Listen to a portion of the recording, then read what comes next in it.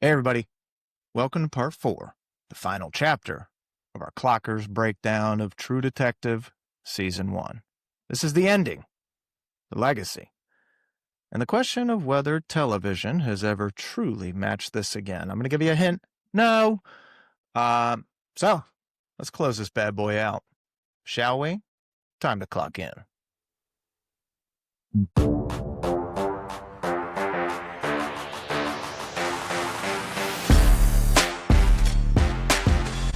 Fast forward to episode 8, which we can talk about now, Form and Void, and they finally get to Carcosa.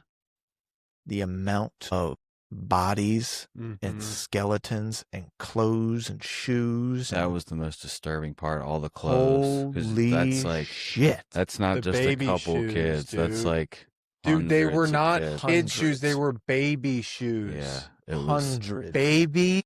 It was so disturbing. So, episode 8, we immediately meet the freak creep, Errol. Making flowers. Making flowers. You see the spiral that's tattooed or branded on his back. Same as Reggie. Same as Reggie Ledoux. And you see that he is talking with somebody in this effed up shack that has, I don't know, thousands of flies around it. And he's talking gibberish all over the walls. all over it, probably written in blood. And a great dog. Great dog. That just goes to show How good dog dogs are. will love anybody. Yeah. It really will. Kind of makes me go like, dude, dogs, you guys gotta Step it up. step it up I a mean, notch. Seriously, like, listen, we don't love cats, but you gotta respect them. Dude, it made me They'll like sad. you if you're cool. The dog came back in, Oh, and then Reggie went like this to it, and it ran away because it knew he's gonna really hurt And me. he was like, And sorry, they're old chap. sorry, old yeah. chap, I didn't mean to do that. Dude, the switching to the British accent was so You creepy. can tell he's schizophrenic. So creepy. The dude's Sorry, old chap. The most Unbelievably disgusting, weird. vile people. And they're like, dude, just watching those two slugs just flopping on each other. it is truly, They are foul. slugs. They are slug people. Slime slugs. truly foul. So, the opening scene of episode 8, the finale, you see this fucking fat cow. Like, it looks like, come back at noon and get you some water. You might keep for another day. And you're like, who is he talking? Whatever. Yeah, who is he talking to? Whoever he's talking to, I know this is going to be creepy. Yeah, I know. This they're dude is dead an as fuck. absolute freak. So this guy's definitely dead or like on the edge of death. Like just if you're a good boy, I'll hanging bring by you a some thread. water. And so you're like, okay. Then you go inside, you see they're massive hoarders. It's an absolute shit show, disgusting house in the middle of nowhere. And then you get to meet some woman is in there. We don't know exactly who she is yet. She can't really talk very good, but she really wants to make flowers. And it's so freaky. And you're like, all right, someone's got to die here. And I hope that it is these two expeditiously because they are the worst humans I've seen in quite some time and ugly. So ugly. Like painfully, it's hurting to look at them. Yeah. And then you get fast forward from that, we get, and it might be a little overlap between 7 and 8 here, but we have Detective Geraci is now Sheriff Geraci in another parish in Louisiana somewhere. Marty pays him a visit, friendly visit, because they know, all right, well, he's the one that originally took the, took the first call on the Fontenot case. And so he knows something. Marty does golf with him. He doesn't want to do, more than just like, friendly stuff because Marty's a nice guy and, wants to be chummy. Well, he figures out pretty quickly, all right, this motherfucker's lying. So, you know what? All those jumper cables I told you not to get them ready. And so Rust and him come up with another plan and they say, all right, great. Why don't you go and call him out to this boat and set him up there? I'll get him to talk. And so he does.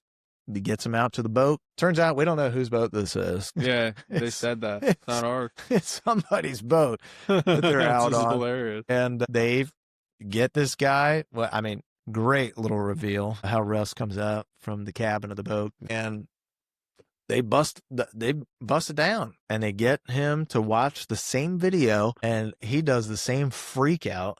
His scream is. Oh, bro.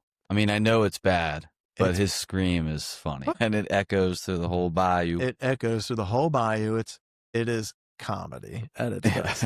And it's talk about dark comedy. Everything about that guy is funny. Oh my God. Just psycho quip, curb me, boy. That psycho babba bullshit don't cur me, boy. So he's trying to act tough and all this because now he's the sheriff and he feels like he has this power. And he's never liked Cole. But you know what? He's an unlikable prick too. So he's living the high life as a sheriff. He has this, I don't even know, Maserati that he got off of. Another big swamp monster too. What's with all these giants? dude? I'm telling you, dude, that is tiger country. So they are like, damn. All right, well, we got this guy to tell us that, yeah, he did take it. Take the case. Yeah, he submitted his paperwork, but it immediately got pushed down by the boss and changed, and he just didn't think anything of it because the boss was like, hey, it's fine. And It's a chain of command. It's a chain of command, Right? right? And so Wrong. bitch. So They had a great plan to incriminate him. They get his fingerprints on the tape. Yep. They have him blackmailed. And then I love just the bar owner who's just, his son was abducted, and he doesn't say a single word the whole show. time. He never speaks, but when they need him, he's there. said, well, I loved this scene so much. So he's like, Cole's like, well, listen, here's what's going to happen. We are going to do this. We're going to mail this stuff back. We got your badge and your gun and all that stuff. We're going to send it back to you in the mail when we know that we're safe. If we end up missing at any point, as you little freaky ass folks seem to do, we will definitely be mailing this out to every single major news outlet and FBI and all this other stuff. That's exactly what's going to happen. We already have it all with attorneys. And you think you get any other bright ideas? I have a sniper buddy who has a close eye on you, and he will take you out. And he goes, that's when he gives him the line, oh, you're a little psycho babble bullshit, don't curve me, boy. And he still tries to act tough. And then Cole's like, He does this.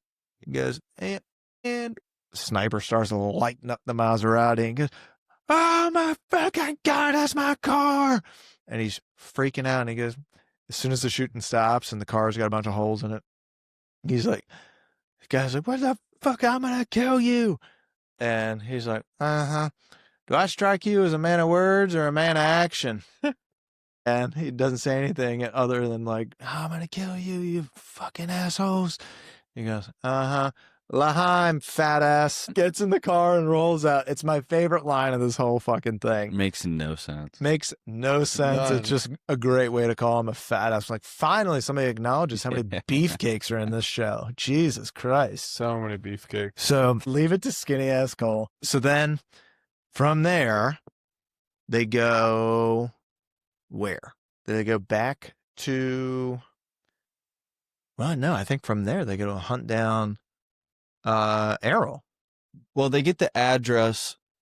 The whole thing with the house Yeah. links them to the owner of the house. That's right. That's right. They get the tax forms, and they link the tax return to, he writes off the painting that they got done, and they find the Childress and Son. Right. And they find Billy Childress's address. So they go to question Billy, but when they get there, Russ is like, this is it. This is the place. Yeah. This is the fucking. Yeah, no, Marty's at the door and he's asking, can I use a phone? They said, we don't have a phone.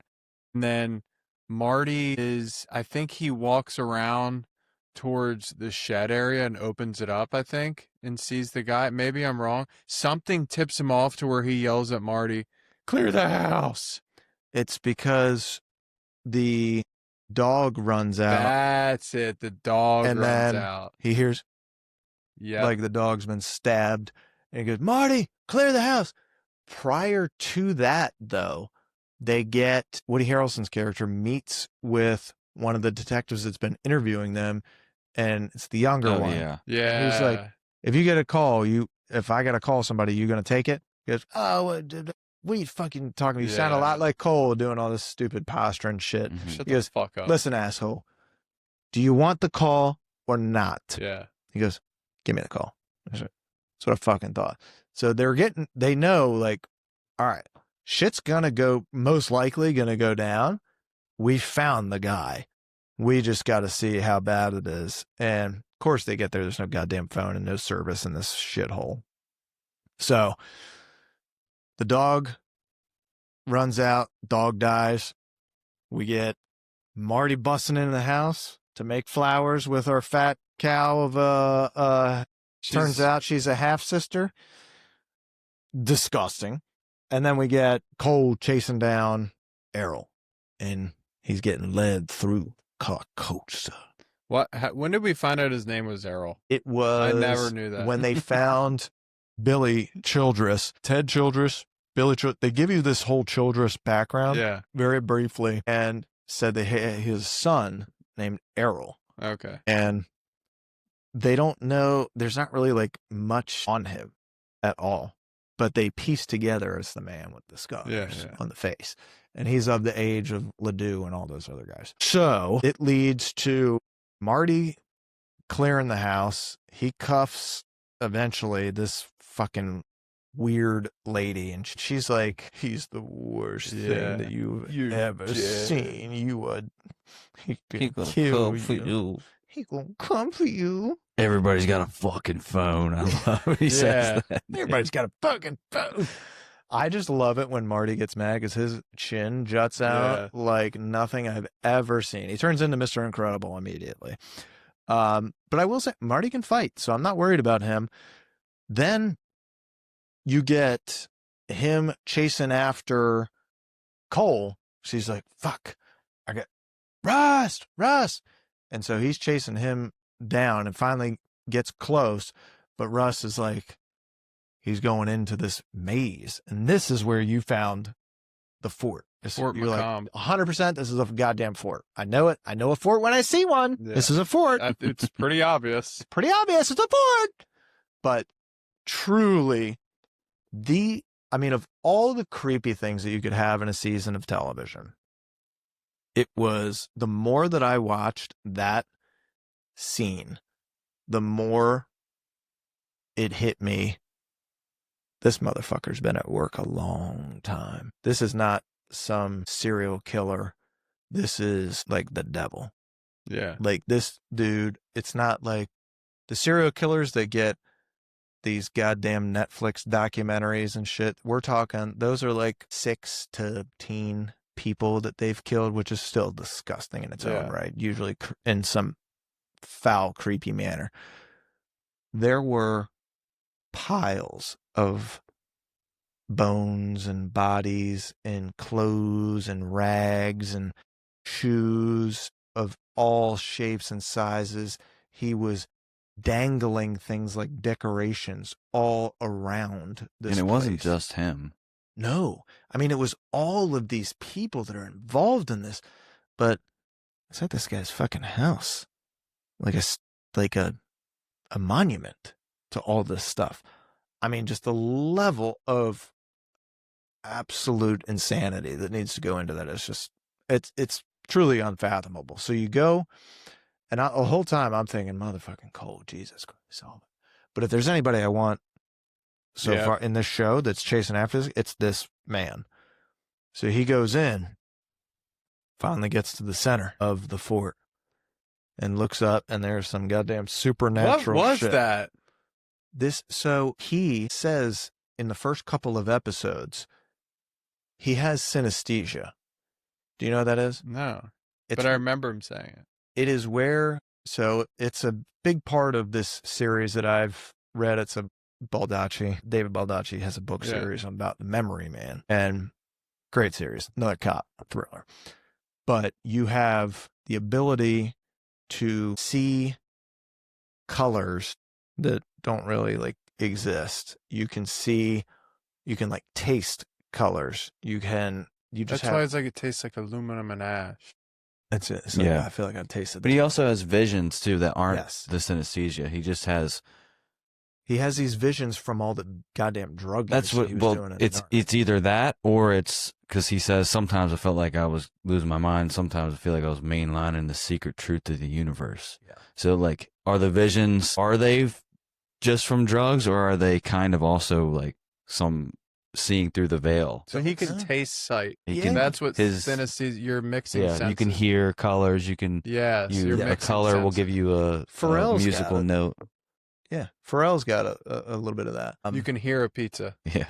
and I bet it is. I can hear it. I can amazing. hear the cheese. Says, I think when he looks up, he sees these dark clouds circling, and he thinks, "This is it." So while he's distracted looking up at that, the swamp monster comes out from frickin' behind him, old spaghetti ears, and he turns at like the last second, and unfortunately gets fucking knifed right in the gut. Hard. And he goes, and like you would think, a knife to the gut is like, ow. yeah. But this big old bitch not only lifts him up and I felt so angry for him in this moment and leading up to it, because this freaking swamp freak is like, follow me inside, little man. Yeah. Come play with me. Yeah, like there's He a calls him little hole. priest haunting. too. There's a little Taunting, hole yes. you can scream into, and then it goes to all the other holes Yeah. that are in there. Come follow me. Yes. So creepy. Yeah. So he goes and he does this, and then he's taunting him, calling him like a little man and shit, and then knifes him right when he's distracted, I guess, and turns around, and then lifts him off the ground, And he's like and you can see the knife digging in, ripping up the torso, and he's just like in his face, just fucking creep, and you're like, oh my god, don't you dare kill Matthew. Yeah. And then you see he is in classic Russ fashion. Yeah. Homie ain't going out like that. Yeah. No, So, it's not. He does 3 or 4 or 4. 5 headbutts, like a legit, It was like, bad. ow. And it must have been like hitting a fucking metal truck. Like, but eventually the big ogre stumbles and lets him go. And Also having to put your own face up next to the ogre's face. oh my god. Dude, and then when Marty comes in, he shoots the ogre and he doesn't even flinch. He gets shot 3 times in the chest and he's like, like beats Marty's ass. Dude, he fires he tomahawk. a tomahawk from like across the room. You're like, how the fuck did this guy know how to do this? This guy's unbelievable. We need a SWAT team in here, dude. Why is this guy not in the Yeah, like this guy doesn't work out. No. I mean, just he's makes only flowers. taking advantage of kids. He's taking advantage Like he's weak. yes, which is why you're thinking like this He's a guy, painter. There's no Dude, I way love this guy can when they fight. first find him too, and Russ is like, "Put your hands on your head," and he goes, "No," Yeah. and then Yeah. he just runs. kills me, dude. I was like, damn it, he's so right. I would have done the same thing No. if I was him. No. And I can't He believe says it like a toddler too. he No. ran to the emergency air hole to go follow me. Like he ran to it because I'm sure back in the Fort days they had that little hole so they could like yell like to the principal's office. Please come, Marty, Hart, Marty. And this guy's using it probably as a toy, but Dude, I'm sure he is. hello. So he goes and he fires a tomahawk at Marty, and Marty's like, ah! Yeah, Gets Marty. him- I'm like, God Gets him damn like it. in the fucking sternum, and then he runs over to him, and Marty's like on the ground. He's like, oh fuck, and Marty's like going to reach for his gun that he dropped. Big Cheese kicks it out of the way, and like a super unathletic kick, if we're being honest. Like, and I'm like, God, don't Yeah. you fucking dare don't kill Marty too. Jesus Christ, the guy can barely help It himself. was like a fart kick, like when you go. Yeah, exactly. And they're like, okay, this guy. And then we're like, I'm thinking, oh my fucking God, don't you? He kicks the freaking tomahawk too. He kicks it further down into him. And I was Yeah, like, I don't know. touch Marty. I don't know how that didn't go I thought he further. kicked his head. They knocked him out. And then he's like, gets on top of Marty. I think you're right. He gets on top of Marty and he tries to like pull it. He's getting ready to try and pull it out so that he can come down with like the big hammer. And Marty's like holding on for dear life, but he's like, I have a fucking tomahawk in my chest. That shit is so painful. I'm not quite as strong as I used to be right now. And then he eventually gets the tomahawk out as he's rearing up. Got his fucking head blown off just like Ledoux did. Thank God. I'm like, and then turns out it's Rust, and Rust is collapsed. Gun falls down. Marty is like, I'm Rust. And he starts like crawling over to him. And I'm thinking, motherfucker, this guy just killed like my 2 new best friends. I would kill him a fucking again if I could. This guy. I am on edge. And I'm like, these guys better fucking live out of this. If they don't live, I'm going to be pissed. But you go to I don't even know if does it take you straight to the hospital, or do you see these guys, the rest of the force come in? The and force comes in. Out. Yeah. They show Flowers girl tied up. And then they cut to the hospital, and we start with Marty. The 2 detectives come to visit him. Oh, yeah. You're not sure if Russ is alive yet. And they reveal he's alive, but he's out. And then we get the saddest scene in the whole show when the kids come to visit and Maggie comes to visit. Oh, yeah. And the music they play. And then you see Marty realize he had everything that he needed right there. And he fucked it all up. And now that he's vulnerable and almost died, they're there for him, but they're not. They're going to leave. Yeah, they're still kind of looking at him like, we're only here because we have to. Because you almost died. And then I didn't catch this the first time, but when she grabs his hand, she's got a ring on. Yeah, I noticed it right away. Yeah. And he looked at it, and you could see he was like he wasn't even mad at her. It was like he like understood. He's like, I get it. Yep. Dude, that part, so sad. That might have been what made him cry. Just the ring. And then fucking Marty's room, and then they're kind of like, fuck you, dude. Fuck you, dude. What are you doing here, piece of shit? And then he waits around for him, and they leave. He wheels him out. He's like, I can wheel myself. He's like, you're going to rip your stitches. So then he like wheels it for him over to the side so he can rip a cig, because that was the present he got him, was cigs wrapped in a baby. nice thing. He's like, you remembered. You remember my camels. The monologue about his daughter is also really interesting. And and I thought of something really that makes it even more messed up. Like maybe the reason he was crying so hard was because when he was under, he thought he was dead, and he figured when you die, there's no meaning. Yeah. And then he felt his daughter's presence, and then he said he let go. But then he woke up. So then now he's got to think, I'm in the circle. Well, but what I'm thinking is now what if he's like, well, I don't know if that was real or was that just a dream? Maybe it is. Maybe there is no meaning, which is even scarier. Because if you're dying, but then you feel your daughter's presence, you're like, oh, well, I'll just go be with my family. Yeah, he said, and I did. I let myself go, and then I woke up. And now he's like, what if it's just all in my head? And But really I remember terrifying. him describing it. He was like, it was dark, and then there was this other layer. If you go past that abyss, and it was so warm, and they were all there. And then he's just like, yeah, that was awesome. It was pretty fucking deep, and I liked the ending.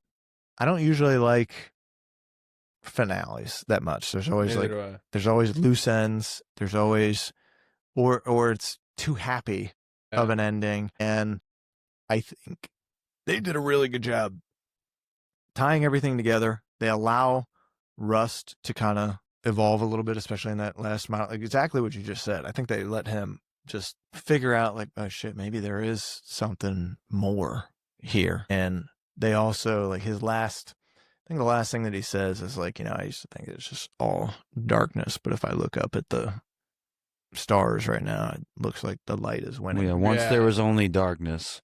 Yep. If you ask me, it looks like the lights went in. Exactly. And so is Marty liked that. is the Yellow King reveal underwhelming, or was it perfect? Is Errol the Yellow King? I'm pretty sure that I think is our Yellow people King. were calling him the But he's Yellow not. King. That's I think the religion. Yellow King is a idea, or they believe it's like an entity that they're worshiping, like That's a probably cosmic, accurate, yeah. demonic Yeah. entity that they're sacrificing. Yeah, I don't think it things was to. a person. But people reference him as the Yellow King. Yeah, because he's the closest thing to it. He's Yeah. the Childress. I think it's he's the an cult leader. idea, or if you believe the supernatural element, it's an entity or a cosmic being. And he couldn't have been the king because, like he said, I'm close. Yeah. Like, Yes, he's trying to achieve something.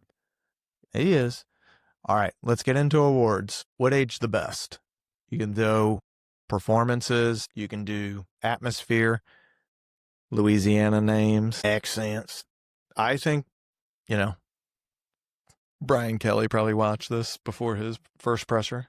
Do you remember that? Oh my God. I would say what age the best is, I kind of mentioned it earlier, is the whole production of this film being real. There's no additives, there's no spice, there's no political background, subtleties, nuance. It's literally, here's the story, this is what happens, and Yep. this is how it is in this part of the world. And let's try to make whatever serial killer novel we're making fit this part of the world. So it's going to have some religiousness, it's going to have some white trash, that's what aged well, because today it's so rare that you get something that's not just washed down with some political bullshit. Well, yeah, exactly. Everybody feels a need to do it. Yeah. The topic itself too, with all this Epstein file shit going on. I mean, this is a real thing that happens. Yes. And like Catholic Church covering things up, churches covering up child molestation. It's real. So it's a real thing, and it's always, it's conjecture, conspiracy until it's not. And so, yeah, are you crazy? And then something comes out and they're like, God, isn't that terrible? It's like, oh my God. Well, damn. Yeah. I only told you already. What age the worst? I'm going to tell you, I think it was the subsequent seasons of this. Oh, there's I no think- better answer. I think there is no season that's even come close to this. I don't mind the idea of making it a detective-based show and getting new characters each season and a new story and a new plot line, and going in different places and stuff. I think that's fine.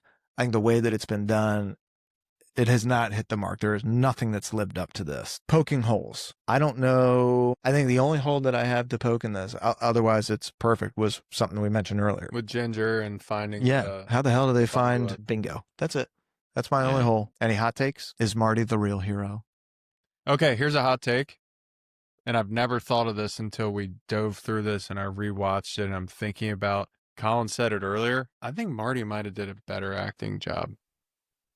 Say what? I know it's crazy, but he doesn't have a Super Bowl film until this. What, He's White got a Man lot of- Can't Jump? Oh my God. Zombieland. Like, dude, I don't give a shit. This is his best performance because That is Marty, true. this is why. Rust has to do one thing the whole time.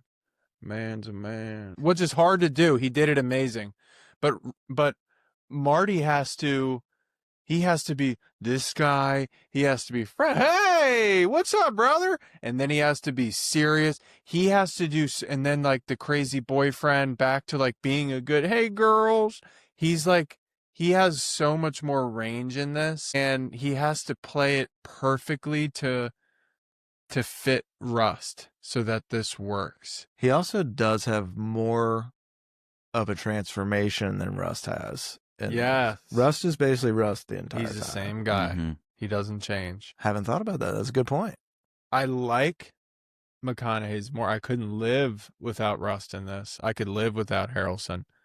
But the show as a whole, I think It works because of him. it works because of Woody. How about that?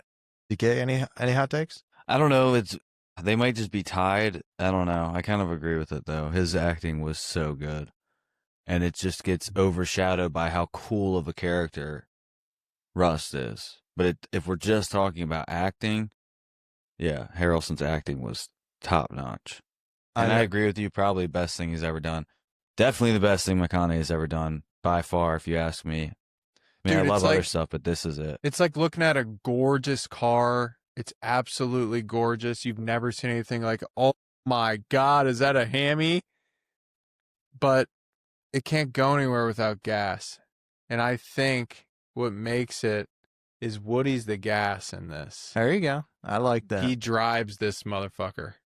How about DK? I know this one. I know your answer already on this. Overacting award. Overacting. I know award. mine. Police chiefs. Is it Mine's Ginger. both of them? Both of them, The dude. detectives are god awful. The I other hated them. detectives. Yep. I Yeah, they're hated pretty 'em. bad. I hated them. I hated Ginger. Wish we met Miles, but I'm sure he was bad too. Oh, so they I'm just sure he they just cut was. his scenes. I'm sure he was horrible. What about funniest moment? The slap, maybe. Say it again, mommy. Yeah, I mean, I don't know if it's funny. It's funny to talk about it. Is it funny when you first Yeah, watch it? no, When you it's- first watch it, you're just like, Shit. Yeah. text me, fuck you. Funny is probably something Woody said about his big dick. That's Yeah. probably yeah. Best action scene. Yeah, that's my. I mean, that's my favorite. The Ledoux scene. Mhm. Ledoux's or a quick one would be bashing the guys at the mechanics. That is pretty sweet. Said Russ, there's something about Russ. He knew if you were lying in 10 seconds. And it was like, and then it goes back to him doing that. It Because it does. goes back to the investigation room, then back to him getting out of the car. And he's like, Who's your weak link? Mine's the fat lady. What?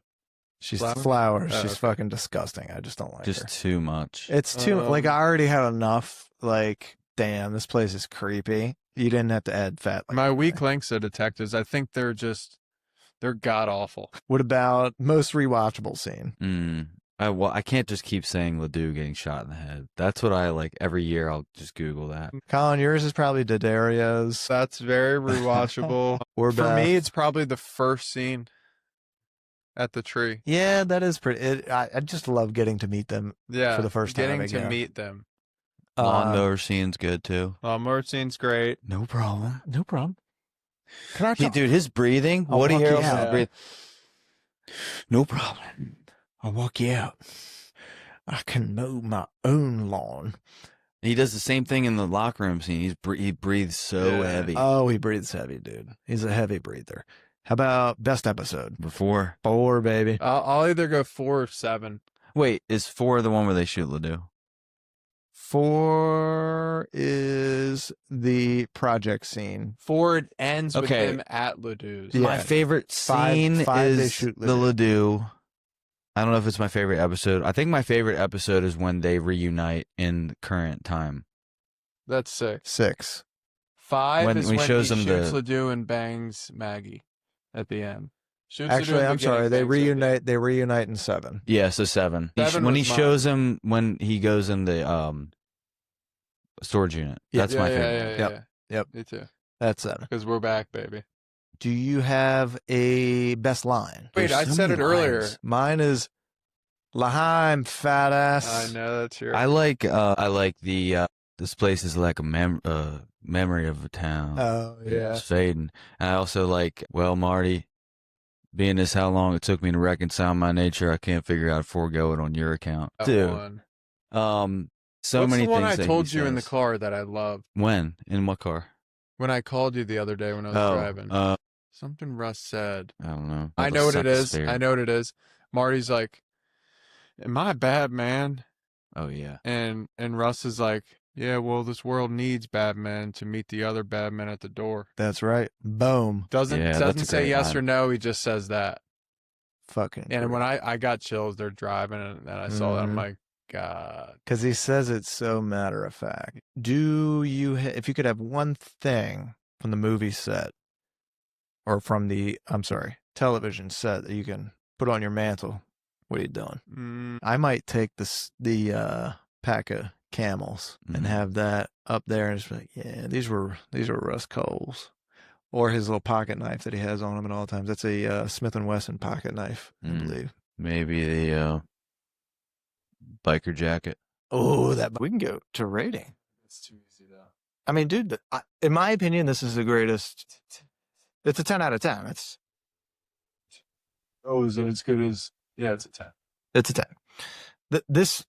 When we set out to do this podcast, it was for shows like this. So I was gonna say. Well, I mean, I would possibly say 9.8, but Hey, I didn't say any of that. Stop putting words on. I'm saying 10. Your silence was as you should. You know what? 9.9, because Fat Lady might bring it down a little bit.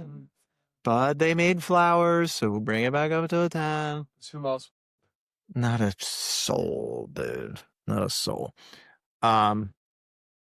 I think it permanently redefines McConaughey. We get Woody Harrelson, as you had mentioned, is reaffirmed as, damn, this dude is a pretty fucking good actor, and he can play a damn good role. I think that the writer set an impossible bar to reach. So, like, one thing that I found in the research for this is the only show. This never happens in television. There's one writer, one director, like, that's it. There's, in every other show, fucking dozens of them for this shit. What this series should be, that none of them have been able to be, is a mimic of this. And in order to do that, you need to have that vision of one-on-one. Get one director, one writer, write the shit, get great actors. You don't need 7 of them. You need 2. That's it. And every other one that has tried this has failed to live up to that because they're just doing too much, or there's too much unbelievable shit in it. This thing got Emmy attention like crazy. It got critically acclaimed, as it should have. This is a 92% on Rotten Tomatoes. Wow, finally they're honest. I mean, first time that we've reviewed something of that caliber. Maybe Dark Knight was up there too, but like, for everything, Rotten Tomatoes is like pretty honest. Yeah, I would say. Yes. I mean, if I could get this higher than a 10, I would. It's just the scale goes up to 10. That's true. So maybe Dark Knight. I don't think you do a Batman series. Well, if it's Christian Bale and Heath Ledger, you could. You could have. okay, I take that back. Then it's not Dark Knight because it's different. It's different. But this sets the benchmark for television. This is what an 8-episode series should look like. You have peaks and valleys, but the valleys you still want to see. You want to be a part of, because you know there's something good on the other end of this that we can get through, but you're in it together. There's not too much noise going on. Giving yourself 2 characters, 2 POVs, like you mentioned earlier, Colin. I mean, there's nothing better. Nothing better. All this other shit with, 17 storylines, it's too much. The best version of a sequel for this, in my opinion, would be, I don't mind what they've tried to do in terms of pick a different location, get 2 more actors, do an 8-episode series on this, on a case. Fine. But if you were to stick with these guys, what's your best version? Of a sequel? Yeah. I already said it earlier. I'll say it again. I don't know if we were filming when I said it. Yeah, okay, you're right. So, this is how it all ends, okay? Marty goes back to the bar. He works the bar with that guy. He just wants to be left alone. I'm sorry, not Marty, Russ. And then Marty, he goes back to living on his own. He's going to events and stuff for the kids. They just touch on that real quick. This is just episode 1. And then Marty gets a call from Maggie, and it's like, hey, something weird happened at the house, or like maybe there's somewhere something happens where a devil net shows up. Maybe it's in the garage, maybe it's in the back of the daughter's car. It's somewhere that freaks out Marty, and he calls Russ, and Russ is like, I'm not, what? And then they get back into it. I dig it. Also, you could involve his daughter, Audrey, Mm-hmm. because Erin Moriarty she's a way higher profile actress now. She is. So you could get her involved, Yep. give her a bigger role. Maybe she's getting. Ditch. Maggie hasn't aged a day. She's on whatever medicine Tom Cruise is on. Maybe Seriously. do we get them back together? No, No, leave 'cause them apart, but you leave them apart, but you bring in one little detail. Her husband is a hateable guy. That's like, he's kind of like this, like, Elliot. hey guys, how are you? And you're Yeah. like, oh my, this mother. You know who it is? It's Sean Astin. Oh my God. Who was the guy in Taken? The dad, was it Elliot? Was his name Elliot? Oh my God. No, it was oh my freaking God. Stewart. Stewart. We get a Looking up Sean Astin. Okay. Yeah, Sean Astin. There you go. That's perfect. Rudy. So, Samwise Gamgee. so Yes. then from there, they know something's going on, and it doesn't even have to be a devil net. It could be something totally new that wakes them up, but it's something that's really scary and hits home for them. And maybe it's, did they lock up anybody or did they kill everybody? Honestly, these guys are about justice.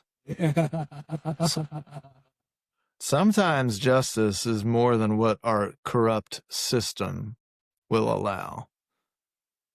So, just Or saying. Or is season 2 start the next day? Season 2, he's wheeling around. He's got to stay in the car. He's just a guy that wheels around. He like pulls people in, like, I'll beat you. And he's wheeling around. Behind fat ass. Great. That's good stuff, boys. That's good stuff. Well, I appreciate y'all being here with me on this one. On an all-girl.